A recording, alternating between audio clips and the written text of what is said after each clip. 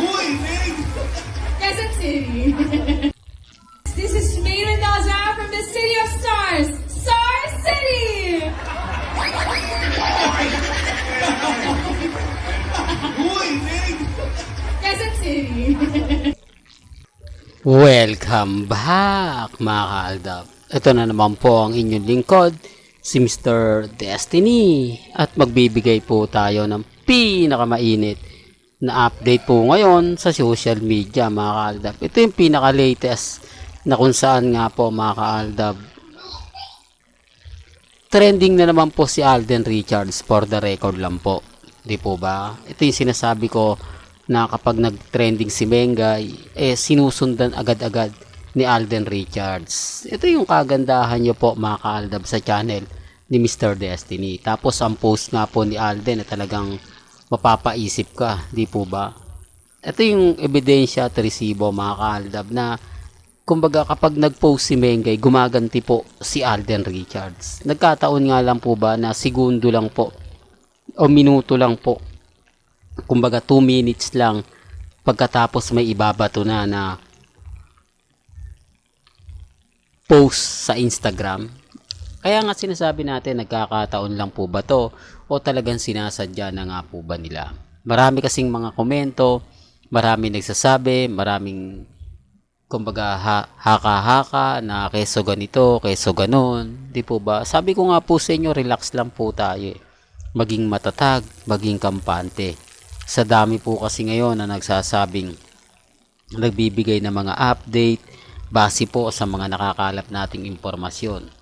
Sabi ko nga dito sa channel ni Mr. Destiny, kung gusto nyo lang naman po ng latest, kung gusto nyo lang naman po ng trending, madali na, di po ba? Ang dami kasi mga bali-balita na keso ganito, keso ganon. Okay lang naman po yan. At least ako updated sa inyo. At least lahat ng mga kaganapan, 101% po tayo. Di po ba? At least dito hindi tayo binasag ni Henyo Master Joey De Leon. Hindi tayo kumbaga masasabing, ibig kong sabihin mga kaaldab, na yung tipong binabash, di po ba? Dahil kahit anong gawin natin mga kaaldab, parang hinahayaan naman po talaga ngayon ng mga ng TBJ at ng ilang legit dabbercats. Resibo at ebidensya nga po yung mga komento sa live sa Facebook, yung mga sinasabi po ng iba, anong ganito ganyan, bakit parang marami nang nagtatanong, wala pa rin po raw update, keso ganito. Tapos yung pinakahuli po na post ni Mengay sa Coldplay, yung pasasalamat niya, wala, nirepost niya lang yung isang video. Niwala nga po siya ron di po ba? Kaya nga sinasabi sa inyo mga kaaldab, kung may video po si Mengay, kung may kuha po si Mengay, sa tingin nyo bakit kailangan niya mag-repost? Bakit kailangan niyang iba yung gamitin? Di po ba? Po pwede naman po siya. Dahil alam naman po ng iba na number 1 avid fan si Maine Polkerson ng Coldplay. Kung titignan nyo, waving back 2017, ngayong 2024, hindi po ba napakalaking pagbabago? Hindi po ba dapat isa siya sa magsasabi ng ganon?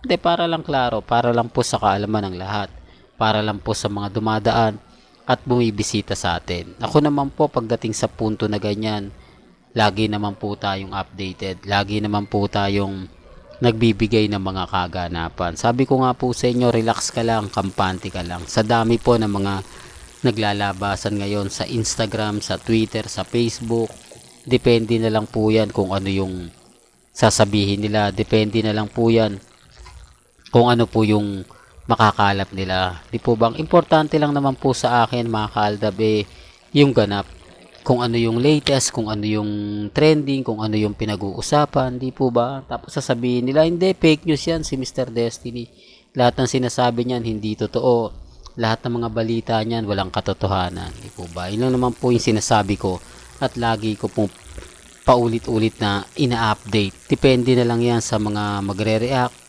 depende na lang yan sa mga magkokomento. Ang importante lang naman po kung ano yung sinasabi nila, kung ano yung pahayag po nila, di po ba?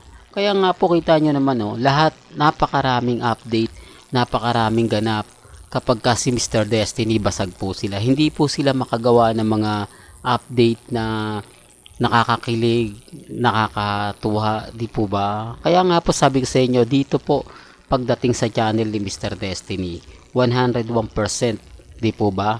Pero bago nga po pala natin ituloy itong update natin, kung bago ka lang sa channel na to at isa kang true-blooded Aldab Nation na nagmamahal kina Mengay at Isoy, tama po ang channel na pinuntahan mo, kaya consider na po kitang bagong subscriber. At huwag mong kalimutang i-share ang mga video po natin sa mga mami, sa mga titas, at sa mga senyor. Sa ngayon mga ka-Aldab, masasabi natin na tutok lang lagi. Sa ngayon masasabi natin na kumbaga kung ano yung pinag-uusapan, kung ano yung trending, doon lang naman po tayo. Alam niyo, sa totoo lang po, napakaraming ganap, napakaraming update na talaga naman pong mapapaisip kayo.